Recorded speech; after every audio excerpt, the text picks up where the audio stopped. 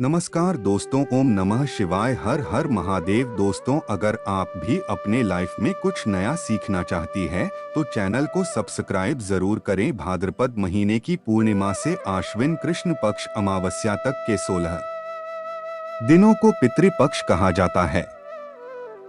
पितर का अर्थ होता है पालन या रक्षण करने वाला।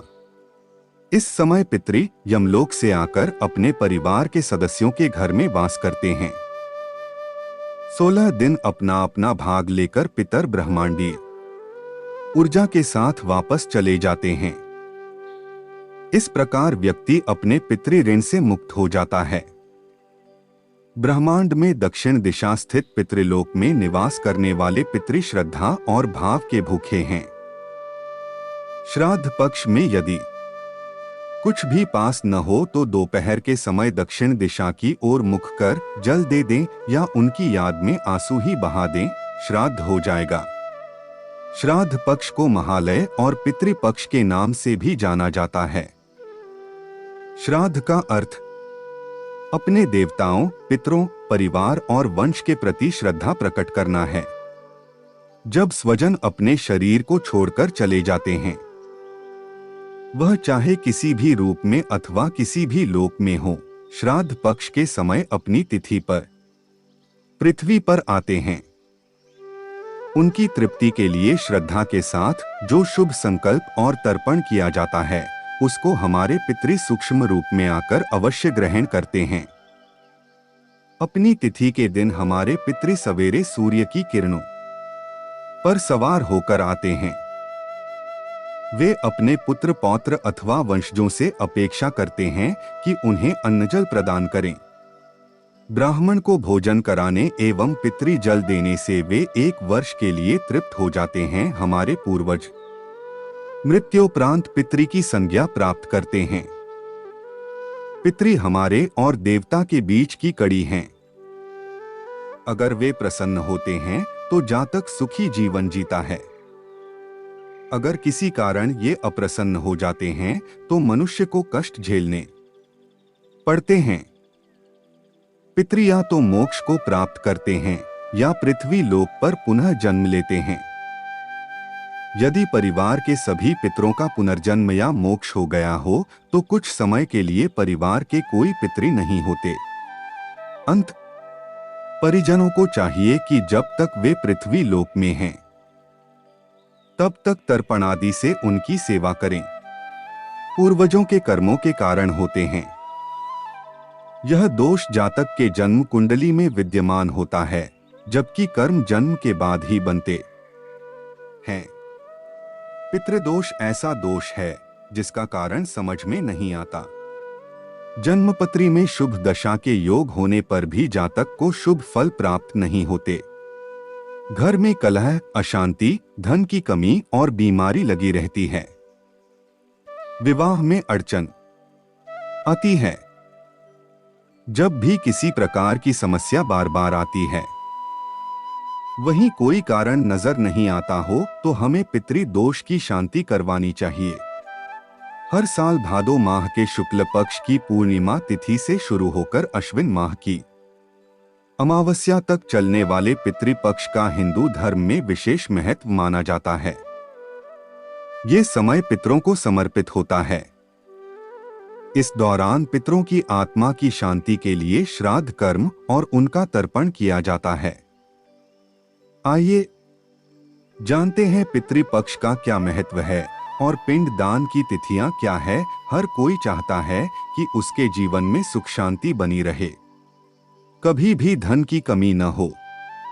इसके लिए लोग खूब मेहनत भी करते हैं, लेकिन कभी कभी मेहनत करने के बाद भी व्यक्ति को सफलता नहीं मिल पाती है, या फिर मेहनत करके पैसे तो कमा लेते हैं, लेकिन घर में किसी न किसी कारण तनाव और अशांति बनी रहती है।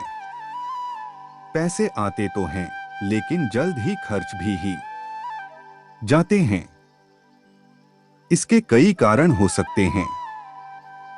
कभी कभी घर में परेशानियों का कारण आपके मृत पूर्वज भी हो सकते हैं। वास्तुशास्त्र के अनुसार जाने अनजाने में आप ऐसी कुछ गलतियां कर बैठते हैं जिसकी वजह से आपके पूर्वज नाराज हो जाते हैं और हर समय कठिनाइयों का सामना करना पड़ता है। हालांकि पितरों के नाराज होने पर व्यक्ति को कुछ संकेत मिलने लगते हैं। तो चलिए जानते हैं कि ऐसे कौन से संकेत हैं जो ये बताते हैं कि पितृ नाराज चल रहे हैं। सनातन धर्म में बेहद ही खास माने जाने वाले पितृ पक्ष को लेकर मान्यता है कि इन दिनों में श्राद्ध और तर्पण करने से पितर प्रसन्न होते हैं और आशीर्वाद देते हैं। कहते हैं पूर्वजों की कृपा से जीवन में आने वाली कई तरह परेशानियां दूर होती हैं।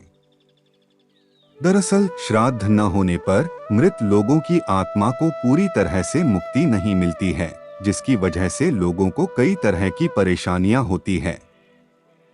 इसलिए श्राद्ध और तर्पण के लिए पितृपक्ष का विशेष महत्व माना जाता है। यदि आपके घर में बिना किसी बात के ही लड़ाई झगड़े हो रहे हैं, परिवार के लोगों के बीच मनमुटाव रहता है, तो ये पितृदोष का एक कारण हो सकता है।